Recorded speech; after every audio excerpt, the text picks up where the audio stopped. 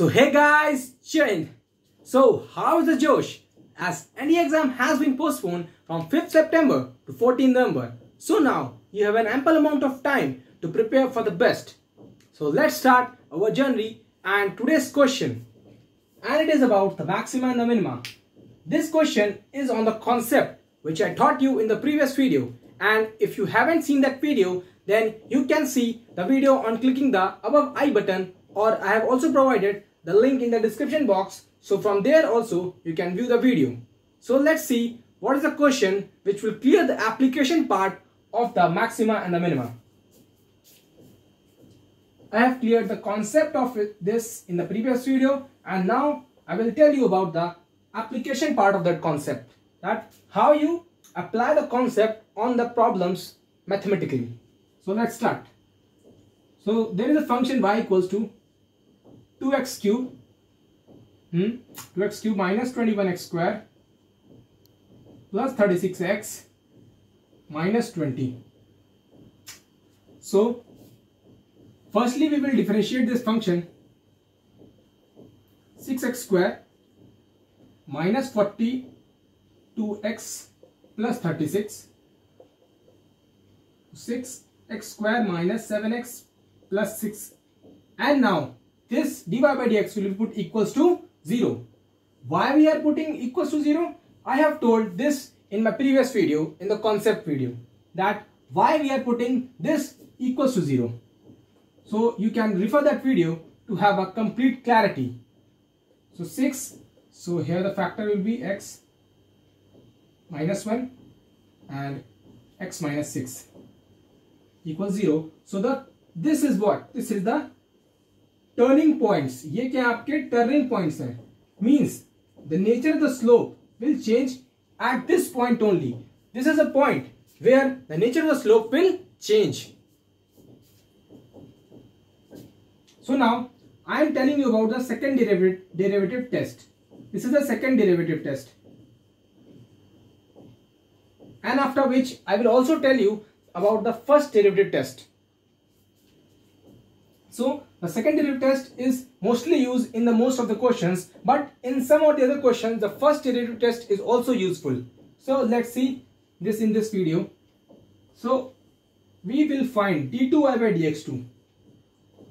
ये second step है आपका. d2y by dx2 में क्या होगा आपका यहाँ पर होगा 12x minus 42, and here we will keep the x value as 1 and this will come out to be minus 30.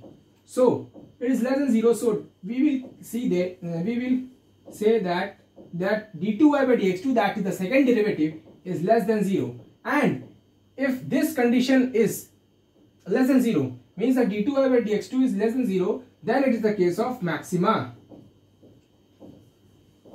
which means that at x equals to 1 the curve will have a maxima. And now d2y by dx2,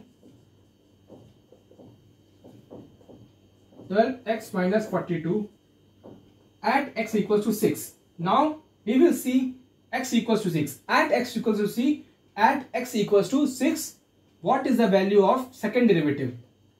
It will be minus 30, and it was 70 to 72 minus, so 30. So this is d2 second, that is second derivative d2y by dx2 is positive, and if it will be positive, it will be a condition of minima. ये minima है maxima, खत्म बात, ये भी बात खत्म. और ये कंडीशन मैक्सिमा ही क्यों देती है, मैंने आपको पिछली वीडियो में पूरा कॉन्सेप्चुअली क्लियर कर दिया था, तो आप उस वीडियो को देख सकते हैं. आपसे उसका मतलब आपको एक प्रूफ मिल जाएगा कि मैक्सिमा ही क्यों हुआ. तो आपको मैंने ये मेथड बता दिया कि इस मेथड से आपको ये आप सॉल्व कर पाएंगे कि इसकी पॉइंट्स क्या होंगे मैक्सिमा या मिनिमा के. अगर आपको मैक्सिमम मिनिमम वैल्यू निकालनी है, ये तो क्या हो गया, पॉइंट हो गया. x इक्वल्स टू 1 पे मैक्सिमा और x इक्वल्स टू 6 पे मिनिमा. अब इस x की वैल्यू को करस्पॉन्डिंग वैल्यू को जब फंक्शन में रखेंगे तो मैक्सिमम वैल्यू आएगी. अगर x इक्वल्स टू 1 इसमें रखेंगे तो जो y की वैल्यू होगी वो मैक्सिमम वैल्यू होगी. और अगर आप x equals to 6, if we will put x equals to 6 in this equation, then whatever will be the y will be the minimum value of that graph at that point. तो आप समझ गए होंगे मुझे लगता है. तो अब मुझे फर्स्ट डेरिवेटिव टेस्ट पे चलना होगा. Now we will move ahead to the first derivative test.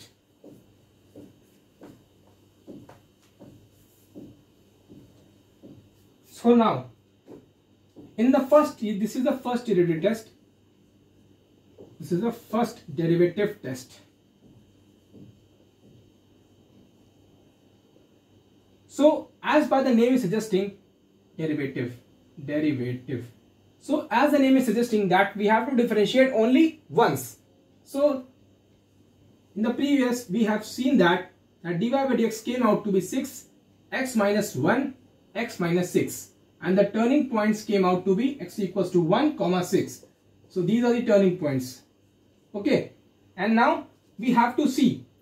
And now, in this first unit test, we have to see for x equals to, first we took this value x equals to 1, and we will see the intermediate left value, what is the nature of dy by dx, and intermediate right value, what is the nature of the dy by dx. We will put for x equals to 1. अब dy by dx में x की जो value होगी आपकी, क्या x की value होगी वो क्या होगी, slightly less than 1, slightly less than 1. तो x की वैल्यू आप क्या डालेंगे इसमें, स्लाइटली लेस देन 1, यानी कि क्या, अगर 1 है तो आपकी 0.9 वैल्यू डाल दीजिए. क्या x की वैल्यू 0.9, x की वैल्यू 0.9 डालेंगे तो आप देखेंगे क्या आएगा इसमें, x की वैल्यू 0.9 डाले तो नेगेटिव आएगा, और ये भी नेगेटिव आएगा, तो नेगेटिव, ये नेगेटिव, ये नेगेटिव, तो क्या आएगा आपका पॉजिटिव. सो आप dy by dx का लेफ्ट इंटरमीडिएट नेबरहुड पे उसका क्या नेचर आ रहा है, dy by dx का पॉजिटिव आ रहा है. अब dy by dx का, अब x is slightly greater than 1, slightly greater than 1 पे देखेंगे, ग्रेटर देन 1 मतलब कि x इक्वल्स टू 1.1 अगर रख दें तो ये आएगा पॉजिटिव, ये आएगा आपका नेगेटिव. तो ये आएगा आपका पॉजिटिव, अगर x इक्वल्स टू 1.1 तो ये रखेंगे आपका पॉजिटिव, और ये आएगा आपका नेगेटिव. तो क्या आ गया वैल्यू आपकी, नेगेटिव. सो अब आपने देखा कि dy by dx पॉजिटिव से नेगेटिव चेंज हो रहा है. अगर ये पॉजिटिव से नेगेटिव चेंज हो रहा है, this is the case of the maxima, clearly the case of the maxima, as I have told you in the previous video of the concept. I will give quickly the recap of the previous concept that, so this is the graph, so this is some graph, ठीक है, ये आपका graph है. तो ये जो सारे इस पॉइंट पर अगर आप देखेंगे तो ये ऑब्ट्यूस एंगल बना रहा है एक्स एक्सिस से. ये क्या बना रहा है, यहाँ पे अगर स्लोप डालेंगे तो ये स्लोप एक्स एक्सिस से ऑब्ट्यूस एंगल, एक्यूट एंगल बना रहा है. अगर ये एक्यूट एंगल बना रहा है तो tan of acute will always remain positive. तो यहाँ पे सारे पॉजिटिव है और ये यहाँ पे आके जीरो हो जाएंगे. अगर मैं आपको थोड़ा सा बड़ा समझाऊं तो मान लीजिए ये है, this is a graph, so this is something graph. So at this point the slope is making the acute angle with the positive x-axis. तो यहां पर पॉजिटिव ही रहेगा, ये भी पॉजिटिव रहेगा, फिर वैल्यू कम होती होती जीरो हो जाएगी. फिर इसके बाद ये देखेंगे इस पॉइंट पर सारे पॉइंट्स पे ये एक्स एक्सिस से ऑब्ट्यूस एंगल बना रहा है, और tan of obtuse will always remain negative. So यहाँ पे नेगेटिव होगा, और आप देख सकते हैं कि पॉजिटिव से नेगेटिव स्लोप का नेचर चेंज हो रहा है. When the nature of the slope is changing from positive to negative, then only a maximum condition is there. A maximum condition is there, मतलब इस पॉइंट पे मैक्सिमा होगा जब पॉजिटिव से नेगेटिव चेंज हो रही वैल्यू. और आपको ये पता ही है कि टर्निंग पॉइंट है, अभी आपको पता है टर्निंग पॉइंट है, यहाँ पे नेचर चेंज हो रहा है. अब वो कैसा नेचर चेंज हो रहा है वो आपको ये बताएगा, इसीलिए हम लोग को ये निकालना पड़ा. ये तो हमको पता है कि इस वैल्यू पे कर्व की नेचर चेंज होगी, लेकिन कैसे नेचर चेंज होगी वो आपको dy by dx पता चलेगा. मतलब कि ये पॉजिटिव से नेगेटिव चेंज हो रहा है तो मैक्सिमा है. अब आप x इक्वल टू जब 6 पे देखेंगे उसकी नेबरिंग वैल्यू को, तो आपको पता चलेगा अब क्या आएगा, वो मिनिमा आएगा, जैसे कि हम लोगों ने पिछले में देखा था जब हम लोगों ने सेकंड डेरिवेटिव टेस्ट से उसको किया था. तो अब उसका हम लोग ये देख लेते हैं कि अब क्या आएगा. अब dy by dx 6 पे लेना है, मतलब 6 से थोड़ी कम वैल्यू पे, तो हम लोग ले लेंगे x इक्वल टू 5.9. 5.9 पे लेंगे तो क्या आएगा, यहाँ 5.9 डाला तो क्या आएगा आपका पॉजिटिव आएगा, पॉजिटिव है, और यहाँ पे 5.9 डाला तो नेगेटिव आया, तो ये क्या आएगा फुल नेगेटिव. अब आप क्या डालेंगे, dy by dx slightly greater than 1, मतलब 6.1 डाल सकते हैं आप. x इक्वल्स टू 6.1, यहाँ पे क्या आएगा, आप 6.1 यहाँ डालेंगे तो पॉजिटिव आएगा, ये आपका पॉजिटिव आएगा, यहाँ पे 6.1 डाला तो ये भी पॉजिटिव आएगा, तो आपका टोटल पॉजिटिव हो जाएगा। क्या हो जाएगा? टोटल पॉजिटिव, आपका टोटल पॉजिटिव हो जाएगा। अब आपने देखा कि नेगेटिव से पॉजिटिव आ रहा है, तो this is a sure short case of minima. This is a sure short case of minima.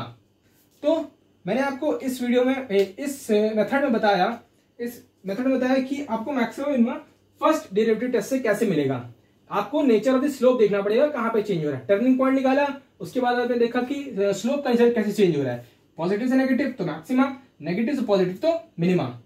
तो अब देखते हैं कि फर्स्ट डेरिवेटिव टेस्ट लगाना कहां चाहिए, क्योंकि आपने इतना सब करा तब आपको पता चला जाके कि इसका मैक्सिमम मिनिमम कहां होगा, लेकिन आपने देखा कि सेकंड डेरिवेटिव टेस्ट कितना आसानी से और कितनी जल्दी हो गया था। How efficient is the second derivative test you have seen in this method, but this method is also efficient in some of the questions which are very particular one, which are I will tell you in this video only. So the questions like in which the double derivative, the finding of the double derivative is difficult. I will tell you how. So let's imagine a function like y equals to x minus 5 to the power 4 or x minus 4 to the power 5. So this is the function. So we will differentiate once by applying the UV method, which is a complex one. ठीक है, लेकिन आपको ये तो निकालना ही पड़ता है हर method में। लेकिन जब आप ये निकाल देंगे तो मान लीजिए आपका UV एक और फंक्शन आ गया, अब आपको फिर से निकालना पड़ेगा। अगर आप सेकंड डेरिवेटिव टेस्ट से जाएंगे तो आपको समझ में आ गया होगा कि ये डिफिकल्ट है। क्यों? क्योंकि आपको फिर से आपको UV लगाना पड़ेगा। और मान लीजिए कि आपने इससे लगाया और यहाँ पे UV W 3 फंक्शन आ गए। जब 3 फंक्शन आ जाएंगे तब तो और मुश्किल हो जाएगा d2y/dx2 निकालना, क्योंकि आपको UV W का डिफरेंशियल लगाना पड़ेगा और ये बहुत लंबा जाएगा। और in the competitive exams where the time is less, it is more feasible to save the time and do the first derivative test. So आपको दोनों मेथड सीखने हैं, और जहां पे ऐसा फंक्शन आ जाए तो फर्स्ट डेरिवेटिव टेस्ट लगाना है, और जहां पर फर्स्ट डेरिवेटिव टेस्ट लगाना है, और जहां पर नॉर्मल फंक्शन आएगा जिसमें आप 2 बार डिफरेंशिएट आसानी से कर सकते हैं, where you can easily differentiate 2 times, then you will use the second derivative method. ये आपका सेकंड डेरिवेटिव मेथड है, तो इसमें तो आप यही लगाइए, ये लगा के टर्निंग पॉइंट निकाल लीजिए और फिर उसका नेबरिंग वैल्यूज देख लीजिए, intermediate left, intermediate right, dy/dx कैसे चेंज हो रहा है, पॉजिटिव से नेगेटिव जा रहा है या नेगेटिव से पॉजिटिव जा रहा है, तो उससे आप मैक्सिमम मिनिमम निकाल सकते हैं, जैसे मैंने आपको बताया था। तो मैंने आपको बता दिया कि फर्स्ट डेरिवेटिव टेस्ट कहाँ पे फिजिबल होता है और सेकंड डेरिवेटिव कहाँ पे होता है। तो इस वीडियो को आप यहीं एंड करते हैं आप, और अगर ये वीडियो अच्छी लगी तो इसे सब्सक्राइब करें, इसे लाइक करें और मेरे चैनल को सब्सक्राइब करें और शेयर करें। और until then keep watching my channel and Jai Hind.